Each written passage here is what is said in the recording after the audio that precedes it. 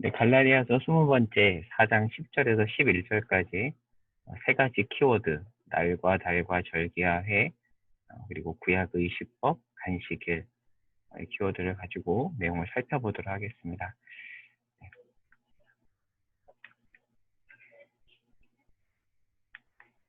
네, 말씀을 같이 읽어보겠습니다. 갈라디아서 4장 10절에서 11절입니다. 너희가 날과 달과 절기와 해를 삼가 지키니 내가 너희를 위하여 수고한 것이 헛될까 두려워하노라. 여기서 너희는 누굴까요? 갈라디아 교인들입니다. 사도 바울이 이렇게 얘기하는 거죠. 너희가 날과 달과 절기와 해를 지키는데 그거는 은혜를 헛되게 하는 거다. 이신칭의 그 교리를 헛되게 하는 거다라는 그 말이거든요. 이 말을 제대로 이해하기 위해서는 날과 달과 절기와 해가 무엇인지에 대해서 구약과 연결해서 자세히 살펴봐야 되는데요. 자세히 다음 컷에서부터 살펴보도록 하겠습니다. 날과 달과 절기와 해를 지키는 갈라디아 교회는 책망하는 바울인데요. 갈라디아 교회에 이제 잘못 들어온 내용이 뭐냐면 구약 율법을 지켜야 구원받을 수 있다라는 이 교리가 교회 안에 들어와서 교회를 어지럽혔습니다. 그러니까 다른 말로 한다면 날과 달과 절기와 해에 관한 율법을 지켜야 한다는 주장에 교인들이 넘어간 건데 이것이 무엇인가 자세히 살펴보면요. 레위기 말씀이 나옵니다. 특별히 날은 안식일 그리고 속죄일 여기 포함이 되고요. 달과 절기와 해도 이 모든 절기들이 포함되는 것이거든요. 그러니까 이것들은 모세의경에 나오는 의식법 중의 일부입니다. 의식법. 그러면 예수님이 오신 이후에 이 절기를 지켜야 하는가? 지키지 않죠. 안식일도 우리가 문자 그대로 지키지 않습니다. 구약의 안식일은 오늘날 토요일에 해당이 되거든요. 우리는 지금 새로운 안식일을 주일로 여기고 지키잖아요.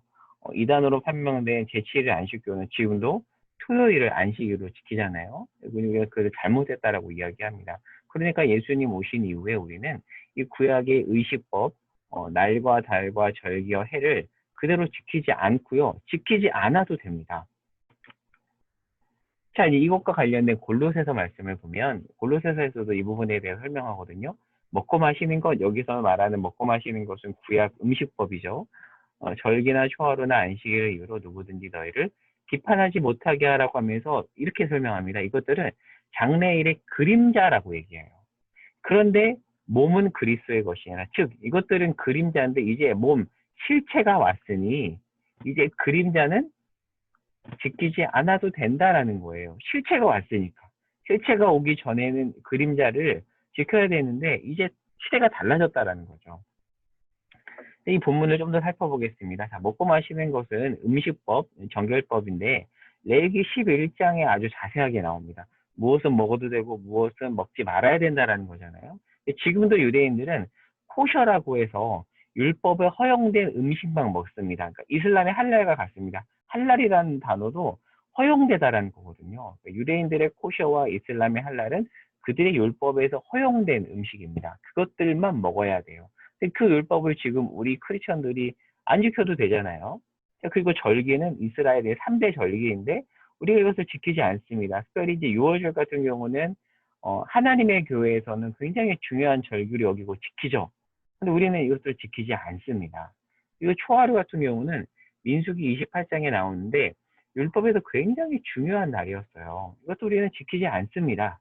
왜요? 이것은 그림자였고 지금은 실체이신 몸이신 예수 그리스도가 오셨기 때문입니다. 다음 컷을 보겠습니다. 골로새서 2장 17절에서 절기와 의식법은 그림자라고 말해요. 그리고 히브리서에서도 이 말이 나오는데 유대교 출신 그리스도인을 1차 총종으로 삼는 히브리서 10장 1절에서도 율법은 장차 올 좋은 일의 그림자일 뿐이요라고 얘기해요. 참 형상이 아니므로 해마다 늘 드리는 같은 제사로는 나오는 자들을 언제나 온전하게 할 수 없다라고 말합니다. 정리해 보겠습니다. 구약의 의식법이 그림자라면 예수님은 실체예요. 그런데 갈라디아의 이 선동가들은 그림자와 실체를 구분하지 못하고 의식법, 그림자로서의 의식법을 지켜야 된다라고 했고 지켜야 구원받는다라고 가르쳤고 그 가르침에 갈라디아 교인들이 넘어간 겁니다. 얽매여서는 안 되는데 말이죠. 만약에 그림자에 매인다면 이는 갈라디아서 4장 11절의 말씀처럼 바울이 수고한 것을 헛되게 하는 것입니다. 바울이 수고한 게 뭐죠? 갈라디아 교회를 세웠을 때 가르친 이신칭의 교리입니다. 은혜로 구원받는다라는 그 교리예요. 그걸 정말 열심히 가르쳤죠. 그렇게 해서 갈라디아 교회가 세워졌는데 거짓 선동가들의 잘못 가르침에 넘어간다라면 그 바울이 수고한 것을 헛되게 한다라는 거죠. 자, 그러면 좀 더 자세하게 어떻게 이 사람들이 구약율법을 지키는지에 대해서 현대 사례를 통해서 볼게요. 현재 유대인들이 지키는 이제 그런 글의 사례를 갖고 왔는데요. 지금도 이스라엘에 가면 샤밧 엘리베이터라는 게 있어요. 샤밧. 히브리 사람들, 이스라엘 사람들이 지금 인사할 때 인사말을 어떻게 하냐면 샤밧 샬롬이라고 하거든요. 샤밧은 이제 안식, 쉬다라는 뜻이 있고 샬롬은 평안이라는 뜻이잖아요. 거기서 나서 나는 사밧, 세밧, 그래서 이제 안식일이죠. 안식일 엘리베이터라는 게 있는데요. 왜 있냐면 안식일에 엘리베이터 버튼을 누르는 것도 일로 규정을 했어요. 근데 특별히 안식일 규정 출애굽기 20장에 보면 아무 일도 하지 말라라는 그런 언급이 있어요. 근데 이 일 안에 엘리베이터 버튼 누르는 것을 포함시켰기 때문에 이 유대인들은 지금도 엘리베이터 버튼을 누를 수 없어요. 근데 엘리베이터 버튼을 못 누르면 고층 건물에서 올라갈 수 없잖아요.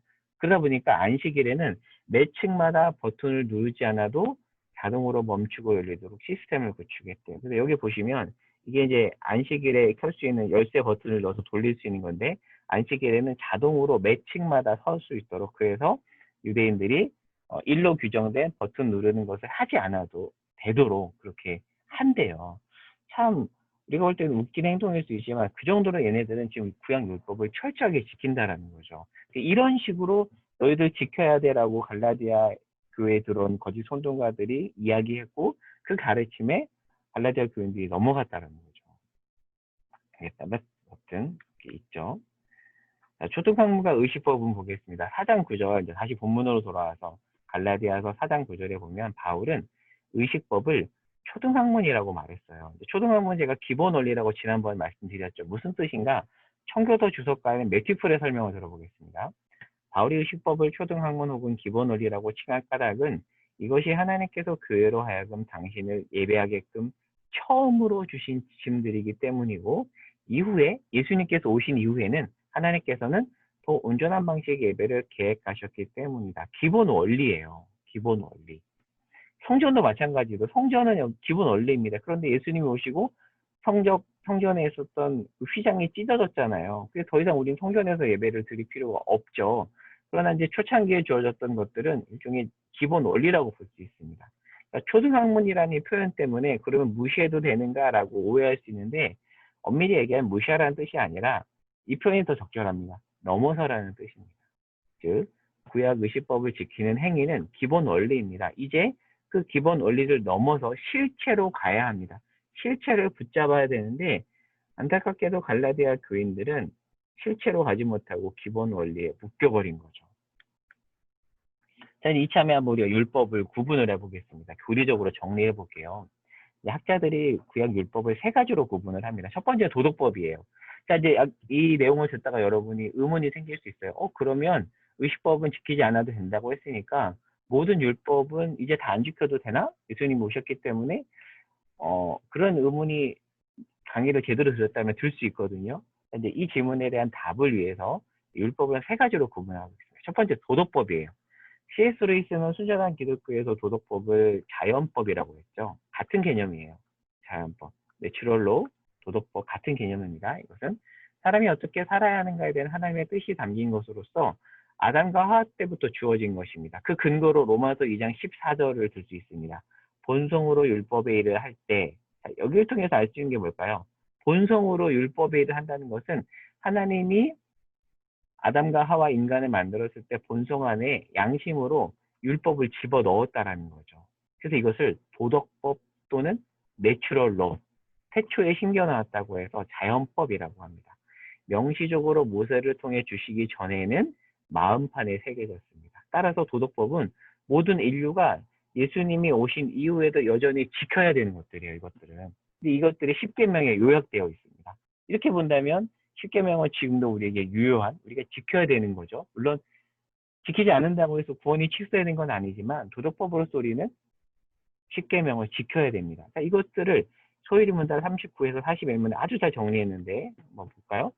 소요리 문답 39문에 보면 하나님께서 사람에게 요구하신 의무는 무엇인가 순종하는 건데 하나님께서 순종할 규칙으로서 사람에게 처음 나타내신 것이 무엇인가에 대해서 웨스터민스터 소요리 문답은 도덕법이라고 이야기해요. 자연법, 도덕법 같은 개념입니다. 이 도덕법이 어디에 요약 설명되어 있는가? 10계명에 있다. 이렇게 얘기합니다. 율법의 첫 번째는 도덕법입니다. 두 번째 의식법입니다.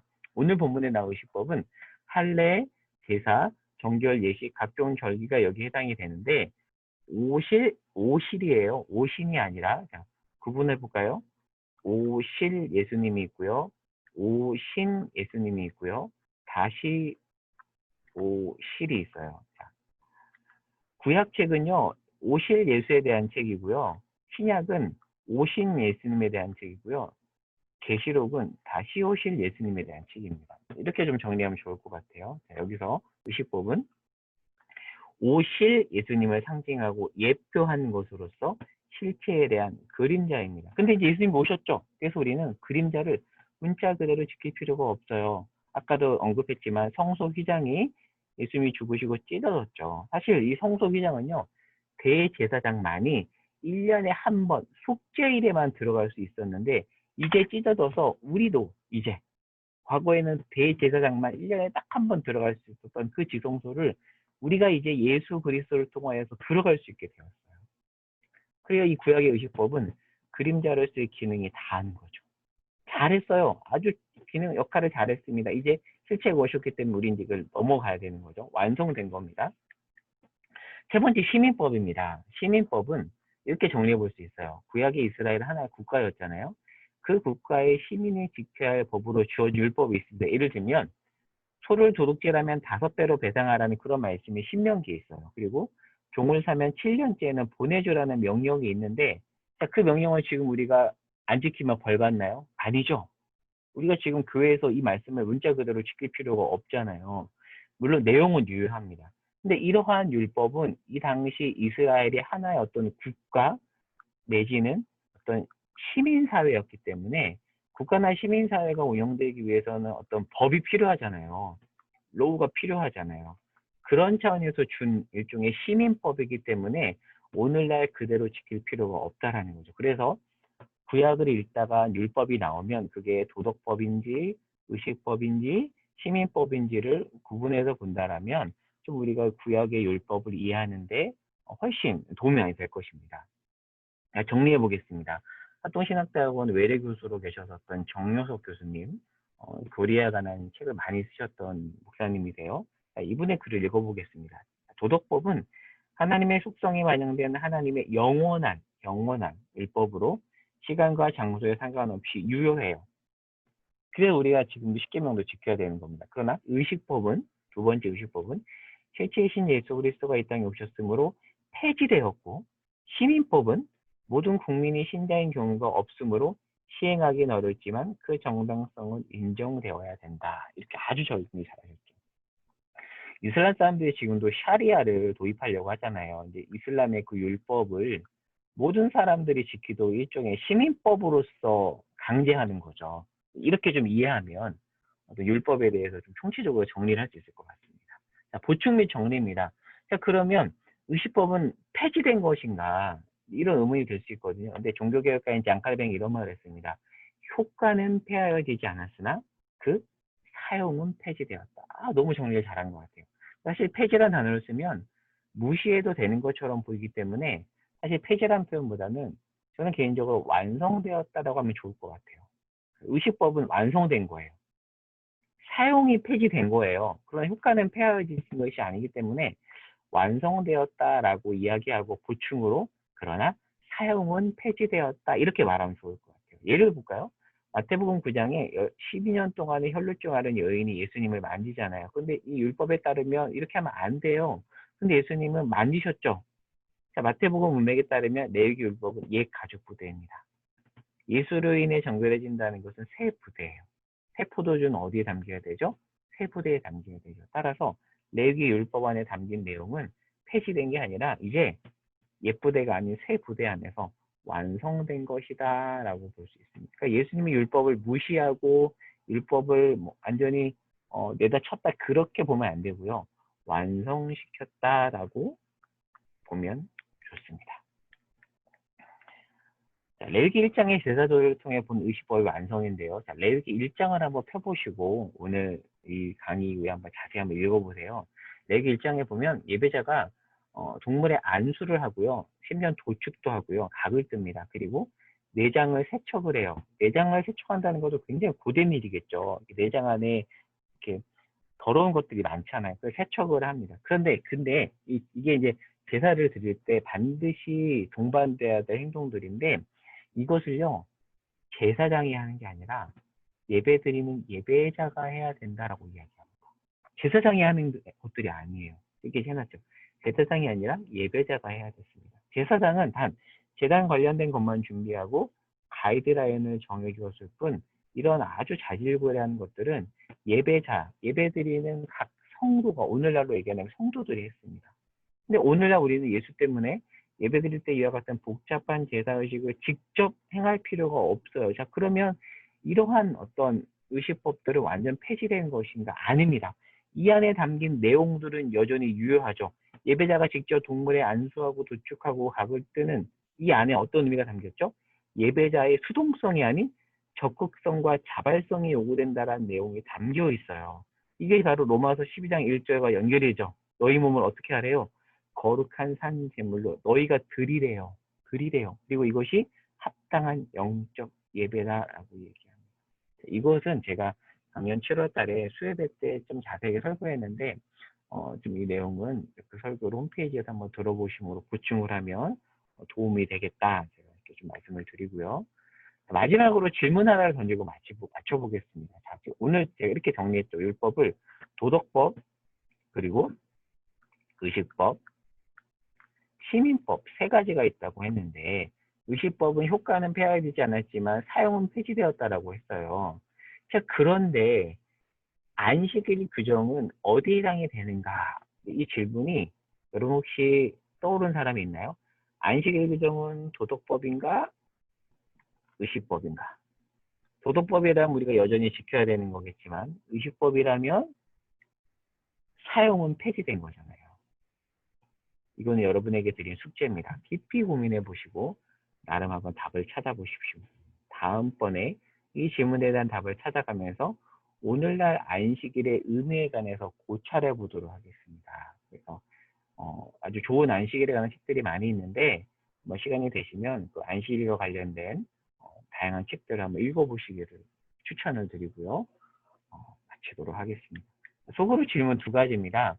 오늘은 이제 특별한 상황 때문에 실시간 온라인으로 모이지 않아서 이것을 들으신 분들은 부부끼리 한번 나눔을 해주세요. 첫 번째, 오늘 내용을 통해서 새롭게 알게 된 점, 정리된 점을 한번 나눠 보시고요. 그리고 레위기 1장의 제사의식법의 내용을 오늘날 우리 예배에 어떻게 적용할 수 있을지, 특별히 코로나 시대를 맞이하여 예배 때 적용할 수 있는 부분을 한번 찾아서 나누어 보고 직접 적용해 보면 좋겠다 싶습니다.